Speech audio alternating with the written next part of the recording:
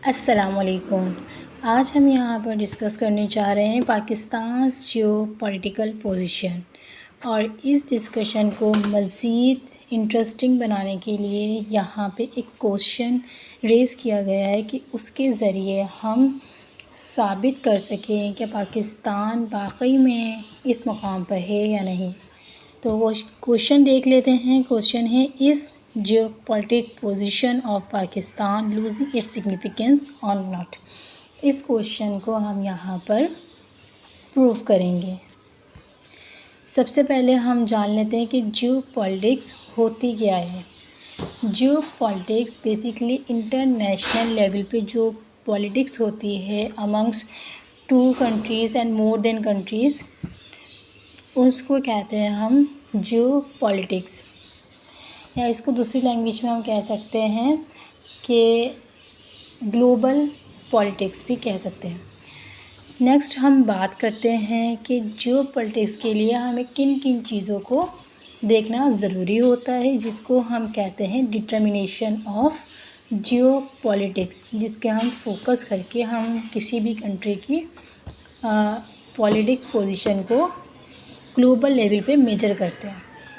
तो हमारे पास तीन चीज़ें होती हैं। सबसे पहले आती है लोकेशन, सेकंड आते हैं डिप्लोमेसी, और थर्ड आता है जियो स्ट्रेटजी। इन तीनों चीज़ों को फिगर आउट करके हम किसी भी कंट्री की जियो पॉलिटिक पोजीशन को मेजर कर सकते हैं। इधर हम देखते हैं पाकिस्तान की ज्योग्राफ़ी, कि पाकिस्तान किस खत्ते में वाक़ हो, इसकी क्या इम्पोर्टेंस है उस खत्ते के लिहाज से।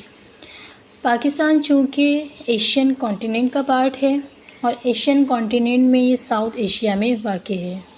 इसके अलावा हम देखते हैं कि पाकिस्तान एक ऐसे खत्ते में है जहाँ का जो रीजन है वो बहुत सेंसिटिव कहलाता है।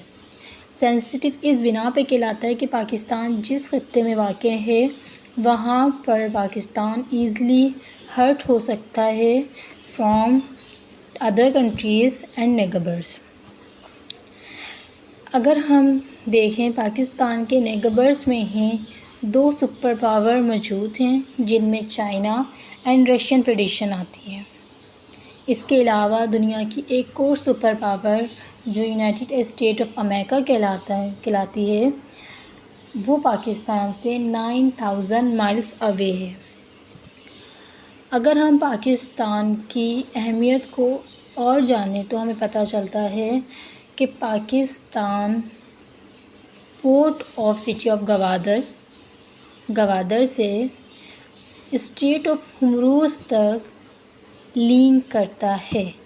स्ट्रेट्स ऑफ हुमरूज वो जगह है जहाँ से 40% ऑयल प्रोड्यूस होके पास किया जाता है उससे ज़रिए। एंड छाबहार इससे 250 माइल्स अवे है। छाबहार में ईरानियन नेवियन कॉम्प्लेक्स मौजूद है। एंड छाबहार से गवादर 50 माइल्स अवे है। इस तरह कनेक्टिविटी से पाकिस्तान गल्फ़ कंट्रीज़ में शामिल तो नहीं होता, लेकिन इम्पोर्टेंस अपनी बाकायदा वहाँ पे ज़ाहिर करता है। इसके अलावा हम देख सकते हैं कि पाकिस्तान इंडियन ओशन के भी क्लोज़ है। आगे हम देखते हैं पॉलिटिकल व्यू। पॉलिटिकल व्यू में हम यहाँ पे कुछ चीज़ें देखेंगे। पाकिस्तान की बिगिनिंग से, जब पाकिस्तान दुनिया के मैप पे आया था, उसको आज़ादी मिली थी, वहाँ से लेके हम 19वीं सेंचुरी पूरी क्रॉस करेंगे कि 19वीं सेंचुरी में किस किस तरह से डेवलपमेंट हुई, क्या क्या फेजेस पाकिस्तान ने फ़ेस किए, क्या मुश्किलात आई, ये सब चीज़ें हम देखेंगे। अब यहाँ पे सबसे पहले हम देखते हैं कि जब पाकिस्तान मारिज़ वजूद में आया तो पाकिस्तान के बैकग्राउंड में दो डेवलपमेंट थी, या दो वजूहात थी जो मेन थी। सबसे पहली वजह थी कि उस वक्त वर्ल्ड वार 2 ख़त्म हो चुकी थी, और उसी दौरान 1945 में कोल्ड वार का स्टार्ट हुआ था। नेक्स्ट हम देखते हैं एरा ऑफ अलाइंसेस। अब चूँकि वर्ल्ड वार 2 ख़त्म हो गई है और कोल्ड वार स्टार्ट हो गई है, पहले हम देख लेते हैं कि कोल्ड वार क्या है। कोल्ड वार बेसिकली एक ऐसी सर्द जंग कहलाती है जो यूएस एंड यूएसएसआर के दरमियान लड़ी गई। इसे हम कोई आर्म रेस से इसे हम ये नहीं कह सकते कि ये आर्म रेस या वेपन्स के ज़रिए लड़ी गई। बेसिकली ये आइडियोलॉजिकल वार थी between US and USSR. US support करता था कैपिटलिज़म को और यूएसएसआर सपोर्ट करता था कम्युनिज़म को। जब यूएस में मतलब यूरोपियन कंट्रीज़ में कम्युनिज़म का इन्फ्लुएंस बढ़ने लगा तो यूएस ने एक ऑर्गेनाइजेशन बनाई जिससे वो यूरोपियन कंट्रीज़ में कम्युनिज़म का थ्रेट या उसका इन्फ्लुएंस को रोक सके। और उस ऑर्गेनाइजेशन का या उस ट्रीटी का नाम है NATO, North Atlantic Treaty Organization. ये यूरोपियन कंट्रीज़ को सेव करने के लिए बनाई गई थी। किससे? कम्युनिज़म से। अगर हम बात करें नेटो के आर्टिकल नंबर 6 की तो यहाँ क्लियरली लिखा हुआ है कि अगर कोई भी कंट्री नेटो के मेंबर पर अटैक करता है तो नेटो की पूरी फोर्स एक्टिव होगी। अब यूएस ने यूरोप में तो ये इक़दामात उठा लिए कि यूरोप को महफूज किया जाए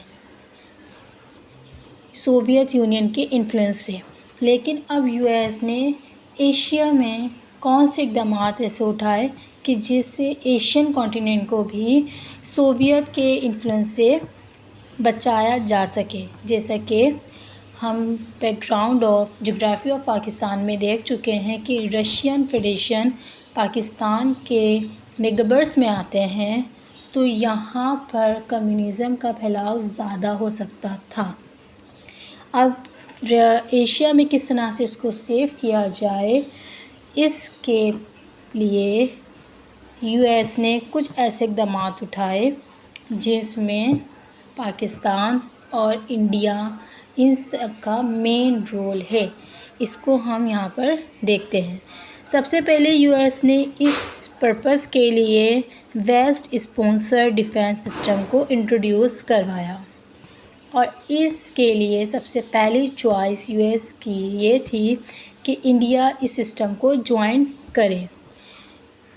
बट इंडिया ने इस सिस्टम को ज्वाइन करने से इनकार कर दिया और कहा हम नॉन अलाइड रहना चाहते हैं, हम किसी भी मुल्क के इत्तेहादी नहीं बनना चाहते। जबकि हम ये देखते हैं कि इंडिया ऑलरेडी यूएसएसआर के साथ अलाइ था, लेकिन उसने कोई फॉर्मल पैक्ट साइन नहीं किया था। इसके अलावा हम देखते हैं कि जब इंडिया ने इस चीज़ से इनकार कर दिया कि हम इस सिस्टम को ज्वाइन नहीं करेंगे तो फिर यूएस के पास सेकंड चॉइस पाकिस्तान था और पाकिस्तान उस वक्त बहुत ज़्यादा ख्वाहिशमंद था कि वो इस सिस्टम का हिस्सा बने। और वो क्यों था, ये वजह भी हम जान लेते हैं। पाकिस्तान क्यों चाहता था कि वेस्ट का सिस्टम को वो ज्वाइन करे, उसका हिस्सा बने। तो हम देखते हैं कि उस टाइम जब पाकिस्तान आज़ाद हुआ और ये स्पॉन्सरशिप अनाउंस की गई तो पाकिस्तान उस वक्त बहुत सफ़र कर रहा था। इकनॉमिकल भी उसके पास हर्डल्स थी, आर्म रेसेस के प्रॉब्लम अलग से थे। इसके अलावा उसके पास बहुत ही ज़्यादा इश्यूज़ मौजूद थे जो हम देखते हैं कि हमारे इंटरनल इशू भी बहुत ज़्यादा थे। जैसे महाजिर का मसला हमारे पास था, पानी का मसला था, ज़बान का मसला था। इसके अलावा ही बहुत सारे हमारे इंटरनल इशू थे और हमारे एक्सटर्नल इशू भी बहुत ज़्यादा थे, जिससे हमें थ्रेट थी फ्रॉम नेबर्स कंट्रीज़ कि हमें ऊपर नेबर्स कंट्रीज़ हमला कर देंगे और फिर हम सरवाइव नहीं कर सकते, क्योंकि हमारे पास मिलिट्री हमारी कोई ख़ास उस वक्त नहीं थी। तो यहाँ पे सारे ये इश्यूज़ आते हैं, इस जिसकी वजह से पाकिस्तान चाहता था कि वो एक ऐसे सिस्टम का हिस्सा बने जिसके बाद वो एक स्ट्रॉन्ग मुल्क बन सके। ये एक इम्पॉर्टेंट वजह थी कि पाकिस्तान का ये सिस्टम ज्वाइन करने की। अब हम चलते हैं अलाइंसेस ऑफ पाकिस्तान की तरफ कि पाकिस्तान ने यूएस के साथ अलाइंस किस तरह से बनाया और उससे पाकिस्तान को क्या क्या फ़ायदा पहुंचा।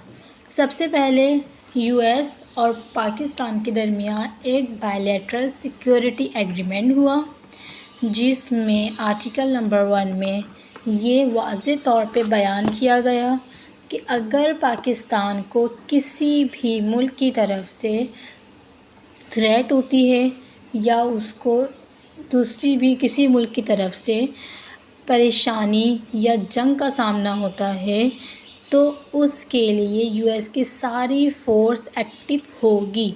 लेकिन उन्होंने यहाँ पे एक कंडीशन रखी, और वो कंडीशन ये थी कि अगर वो थ्रेट कम्युनिज़म कंट्री की तरफ से आती है तो यूएस की सारी फ़ोर्स एक्टिव होगी, अदरवाइज़ नहीं।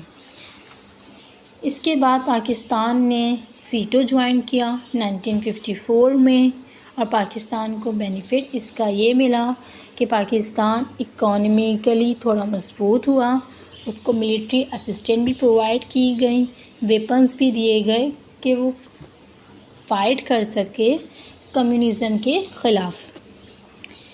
इसके अलावा हम देखते हैं कि पाकिस्तान ने सेंटो को ज्वाइन किया 1955 में। इन दो अलाइंसेस में एक बात कॉमन है कि यूएस ने ना सेंटो और ना सीटो को as a fulfil member join किया। अब हम देखते हैं phases of Pakistan in 19th century कि पाकिस्तान ने 19th सेंचुरी में क्या क्या चीज़ें फ़ेस की। सबसे पहले U2 प्लान इंसिडेंट पेशावर में हुआ 1960 में। दैन साइनो इंडिया वार 1962 में चाइना और इंडिया के दरमियान ये जंग लड़ी गई। इसके बाद 1962 में ही हमें नज़र आता है कि इस जंग के बाद पाकिस्तान और चाइना के दरमियान बॉर्डर एग्रीमेंट हुआ। देन हम देखते हैं 1965 में इंडिया और पाकिस्तान के दरमियान जंग हुई, और उसके बाद 1971 में हम देखते हैं पाकिस्तान और East Pakistan and West Pakistan अलहदा हो गए, और 1971 में ही हमें नज़र आता है कि सोवियत यूनियन और इंडिया के दरमियान ताल्लुकात अस्तवार हुए और उनके दरमियान ट्रीटी साइन हुई।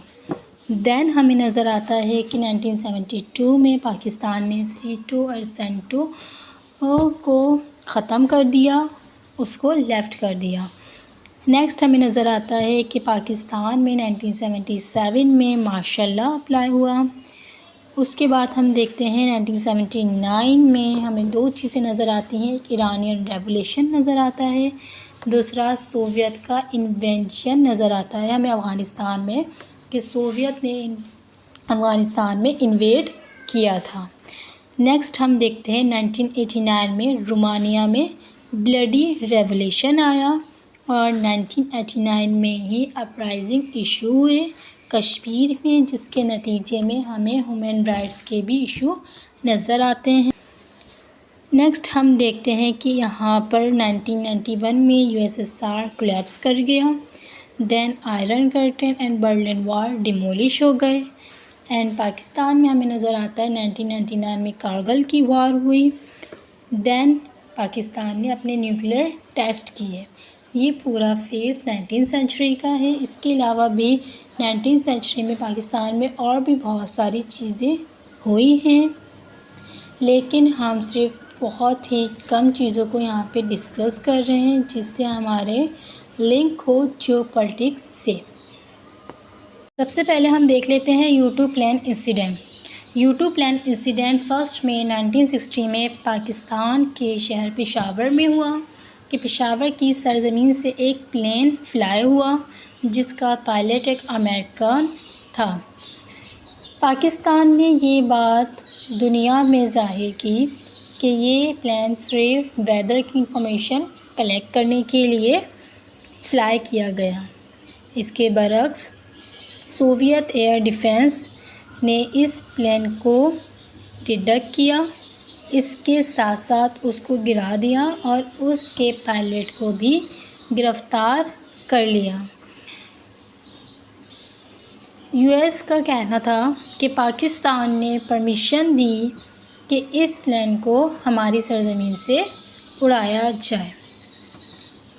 सोवियत यूनियन की तरफ से पेशावर को थ्रेट हुई और पेशावर को वर्ल्ड मैप में एक रेड मार्क के ज़रिए इंट्रोड्यूस कराया कि पेशावर को ख़त्म कर दिया जाए, दुनिया से ही निकाल दिया जाए। पाकिस्तान ने अपोलोजाइज़ किया और मामला थोड़ा ठंडा हुआ। इसके बाद हमें 1962 में नज़र आती है Sino India war. Sino India war basically China और इंडिया के दरमियान ये जंग हुई थी और ये जंग टेरिटोरियल कॉन्फ्लिक्ट की वजह से हुई थी, जिसमें इंडिया चाहता था कि यूएस उसको मिलिट्री असिस्टेंट प्रोवाइड करे। पाकिस्तान इस बात के अगेंस्ट था, चूँकि पाकिस्तान यूएस का इत्तेहादी था, तो पाकिस्तान ये चाहता था कि इंडिया को असिस्टेंट प्रोवाइड नहीं की जाए। और ये बात भी पाकिस्तान ने यूएस के सामने रखी कि अगर आप इन केस अगर आप मिलिट्री असिस्टेंट इंडिया को प्रोवाइड करते हैं तो इसको लिंक करें रेजोल्यूशन ऑफ कश्मीर के साथ। लेकिन यूएस ने कोई जवाब नहीं दिया और ना इस बात पे नज़रसानी की, जिसकी वजह से पाकिस्तान बहुत ज़्यादा हर्ट हुआ। इसके बाद यहाँ पे हमारी जियोपॉलिटिक्स में थोड़ा चेंजिंग आई। हम देख सकते हैं कि यहाँ किस तरह से चेंज हुआ। पहले एग्रीमेंट हुए, हमारी जियोपॉलिटिक्स स्ट्रॉन्ग हुई, हम यूएस के साथ इत्तेहादी बन गए, लेकिन यहाँ पे हम यूएस की तरफ से हर्ट हुए, तो हमारी यहाँ पर शिफ्टिंग चेंज इन जियोपॉलिटिक्स हुई। इसके बाद हमें नज़र आता है किस तरह से चेंज हुई। हम नीचे इस चीज़ को देखेंगे कि पाकिस्तान के जो ताल्लुकात हैं वो चाइना के साथ अच्छे होना शुरू हो जाएंगे। यहाँ पे at that time Pakistan was hurt too much from US. जब पाकिस्तान यूएस के साथ इस तरह से हर्ट हुआ तो पाकिस्तान ने अपने जो ताल्लुकात हैं वो चाइना के साथ मजबूत कर लिए थे और यहाँ पर पाकिस्तान और चाइना के दरमियान 1962 में बॉर्डर एग्रीमेंट हुआ। हम यहाँ एक चीज़ और भी देख सकते हैं कि पाकिस्तान यूएस के साथ अलाय है और चाइना इस बात को जानता है कि वो इसके अगेंस्ट है, क्योंकि चाइना कम्युनिस्ट कंट्री है, लेकिन फिर भी चाइना ने अपने वर्किंग रिलेशन पाकिस्तान के साथ रखे और पाकिस्तान ने भी अपने वर्किंग रिलेशन चाइना के साथ मजबूत किए और बॉर्डर एग्रीमेंट साइन हुआ 1962 में और पाकिस्तान की फॉरेन पॉलिसीज़ में चेंजेस आई। इस तरह से इस वॉर में शिफ्टिंग चेंज इन जियोपॉलिटिक्स हुई। नेक्स्ट हम देखते हैं पाक इंडिया वॉर 1965। पाकिस्तान और इंडिया के दरमियान ये जंग हुई थी जिसमें इंडिया ने अपनी फ़ौजें ईस्ट पाकिस्तान के बॉर्डर पे खड़ी की। पाकिस्तान उस जंग में बहुत सफ़र कर रहा था और इस जंग में चाइना ने पाकिस्तान का साथ दिया और चाइना ने एक अल्टीमेटम जारी किया जिसमें कहा गया कि अगर इंडिया ईस्ट पाकिस्तान के बॉर्डर से अपनी फ़ौज नहीं हटाता है तो इस जंग में चाइना भी इंक्लूड होगा और वो पाकिस्तान के साथ होगा। ये अल्टीमेटम चाइना की तरफ से जारी हुआ और फिर यूएस ने दोनों ममालिक को जो एड्स प्रोवाइड की थी, मिलिट्री एड्स, वेपन्स, वो सब चीज़ें बैन कर दी या रोक दी। दोनों ममालिक को वो चीज़ें नहीं दी, जिसकी वजह से पाकिस्तान अगेन हर्ट हुआ यूएस से कि यूएस का वो इत्तेहादी होके यूएस ने दोबारा से इस तरह से पाकिस्तान को पुश बैक किया। नेक्स्ट हम ये भी देखते हैं कि यूएस ने ये बात कही कि पाकिस्तान और इंडिया इनको मिलिट्री बेसिस इसलिए प्रोवाइड की गई क्योंकि वो कम्युनिज़म के ख़िलाफ़ लड़ें।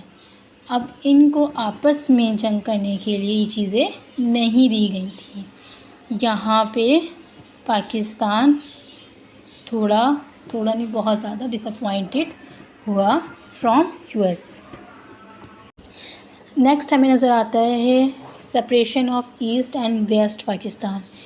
वैसे अगर हम अलग से सिर्फ separation of East and West Pakistan की बात करें तो ये ख़ुद एक बहुत बड़ा टॉपिक है, क्योंकि इसमें पाकिस्तान के कुछ इंटरनल इशू भी थे ईस्ट एंड वेस्ट पाकिस्तान में, और इसके अलावा हमें कुछ ऐसे इश्यूज़ भी नज़र आते हैं ग्लोबली जो पाकिस्तान को ईस्ट पाकिस्तान से अलग करने के वजूहात बनी या सबब बने।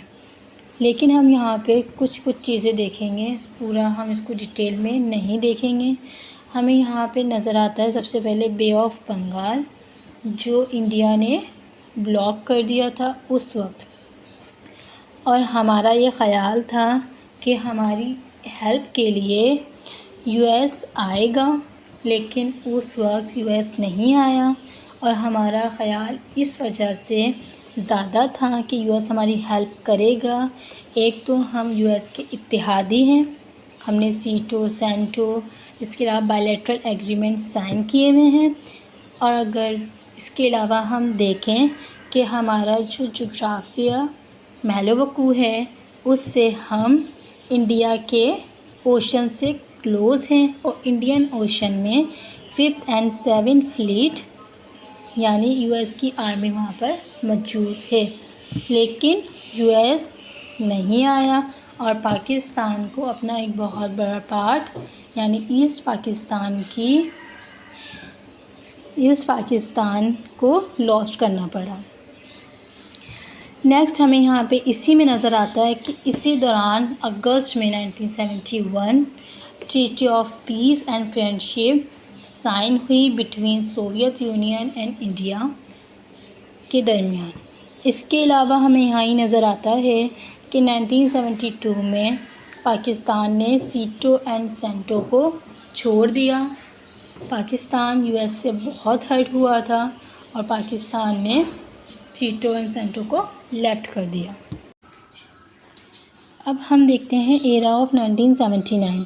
एरा ऑफ 1979 में हमें दो चीज़ें नज़र आती हैं, एक ईरानियन रेवोल्यूशन और दूसरा अफ़गानिस्तान में सोवियत का इन्वेंट। सबसे पहले हम ईरान का रेवोल्यूशन देख लेते हैं कि ईरान में रेवोल्यूशन फरवरी 1979 में आया और मोनार्की डिमोलिश हो गई। इसके साथ ईरान एंटी अमेरिकन बन गया। यहीं पर हमें नज़र आता है कि पाकिस्तान की तरह ईरान भी यूएस का मोस्ट अलाय रहा। नेक्स्ट हम देखते हैं सोवियत इन्वेंशन इन अफ़गानिस्तान, जो दिसंबर में 1979 में हुआ कि अफ़गानिस्तान में सोवियत यूनियन ने 80,000 ट्रूप्स भेजे। अब इस सिचुएशन में जब सोवियत यूनियन यानी हम देख सकते हैं ये वाला जो एरा चल रहा है इसमें कोल्ड वार जारी है। सोवियत यूनियन ने इन्वेड कर दिया अफ़गानिस्तान पे। अब यूएस को थ्रेट है कि एशिया में कम्युनिज़म फैल सकता है। तो यूएस को अगेन ज़रूरत हुई पाकिस्तान की कि पाकिस्तान के साथ ज्वाइन हुआ जाए, उसको इत्तेहादी बनाया जाए ताकि एशिया में इस थ्रेट को रोका जाए। नेक्स्ट है हमारे पास 1989 का एरा। यहाँ भी हमें दो डेवलपमेंट नज़र आती हैं। First uprising Kashmir issue 1989 and second Romania revolution. सबसे पहले हम कश्मीर इशू को डिस्कस कर लेते हैं। कश्मीर के इशू पहले पाकिस्तान और इंडिया के दरमियान चल रहे थे, जब से पाकिस्तान और इंडिया इंडिपेंडेंट कंट्रीज़ की हैसियत से दुनिया के मैप पर आए, तब से ही पाकिस्तान और इंडिया के दरमियान कश्मीर का इशू रहा है। लेकिन 1989 में बाकायदा कश्मीर में भी फ्रीडम मूवमेंट स्टार्ट हुई, जिसमें कश्मीर में हमें ह्यूमन राइट्स के इशू नज़र आए और इन की वजह से यूएस बहुत ज़्यादा डिसअपॉइंट था, या यूएस को ये बिल्कुल भी अच्छा नहीं लगा कि कश्मीर में ये वाले इशू हो रहे हैं, इसको रिज़ॉल्व किए जाएं। इसके अलावा हमें यहाँ पर देखते हैं कि 1989 में सोवियत यूनियन ने अफ़गानिस्तान से विड्रॉ कर दिया एंड हमें दिखता है कि पाकिस्तान की जो जियोपॉलिटिक्स सिग्निफिकेंस थी इस एरा में डिक्रीज़ होती हुई नज़र आती है, क्योंकि हम यहाँ पर एक चीज़ और देखते हैं कि हमारे पास एक चीज़ हमें और नज़र आती है यहाँ पे कि president of USA Clinton India में विज़िट करते हैं 4 डेज़ एंड पाकिस्तान में सिर्फ यहाँ पर 4 घंटे के लिए विज़िट करते हैं। इसी दौरान पाकिस्तान अपने न्यूक्लियर टेस्ट भी कर रहा था और पाकिस्तान पे ये प्रेशर दिया हुआ था कि आप अपने न्यूक्लियर टेस्ट को रोक दें। इस दौरान 1990s के पीरियड में यूएस एंड पाकिस्तान के दरमियान फ्रैक्शन चलते रहे, मतलब अप एंड डाउन्स चलते रहे। यूएस उस वक्त सोल पावर था। हम यहाँ पे एक चीज़ और देखते हैं कि यूएस सोल पावर था, लेकिन फिर भी पाकिस्तान ने यूएस को उस वक्त टफ़ टाइम दिया। नेक्स्ट हम देखते हैं रोमानिया रेवोल्यूशन 1989 में 22 दिसंबर में आया। एक ब्लडी रेवोल्यूशन था रोमानिया में। इसके बाद हमें नज़र आता है एरिया ऑफ 19th सेंचुरी में beginning of the end of the cold war, कि जब कोल्ड वार ख़त्म हो गई, यूएसएसआर कोलैप्स कर गया, हमारा जो वर्ल्ड है वो बाईपोलर से यूनिपोलर की तरफ आ गया। सिर्फ यूएस सोल पावर यानी सोल सुपर पावर की हैसियत से नक्शे में सामने आया। सोवियत यूनियन भी डेमोक्रेटिक बन गया और जो iron Curtain and Berlin wall थी वो डिमोलिश कर दी गई। नेक्स्ट हमें यहाँ पे नज़र आता है कि पाकिस्तान में 1999 में कारगिल की जंग लड़ी गई, जो इंडिया और पाकिस्तान के दरमियान हुई, जिसकी वजह से पाकिस्तान की डेमोक्रेसी भी इंटरप्ट हुई और हमें यहाँ पर नज़र आता है कि पाकिस्तान ने अपनी सिग्निफिकेंस को लूज़ किया था। इन सारे स्टेजेस को देख के हमने ये चीज़ प्रूफ की कि पाकिस्तान ने अपनी जियोपॉलिटिक पोजीशन को कभी बहुत ज़्यादा हाई लेवल कर लिया, बढ़ा लिया, और कभी वो अपनी जियोपॉलिटिक पोजीशन को लूज़ कर गया। मतलब हम यहाँ पे एक टर्म भी यूज़ कर सकते हैं इसके लिए कि geopolitic position is like a shifting sand. Shifting sand इस बुनियाद पर कि कभी ये एक जगह कायम होती है तो कभी दूसरी जगह पे जाके डिक्रीज़ हो जाती है, तो कभी कहीं पर जाके ये बढ़ जाती है। तो हम यहाँ पे इसके लिए एक वर्ड ये यूज़ कर सकते हैं कि geopolitic is like a shifting sense mean it is a constant change. Thank you so much. अगर आपको मेरी वीडियो अच्छी लगी तो आप लोग मुझे कमेंट में ज़रूर बताएं। इंशाल्लाह मैं इसकी नेक्स्ट वीडियो भी जल्द बनाऊंगी फिर, जिसमें हम 20th सेंचुरी को डिस्कस करेंगे। जब तक के लिए अल्लाह हाफ़िज़। अपना बहुत सारा ख्याल रखिएगा।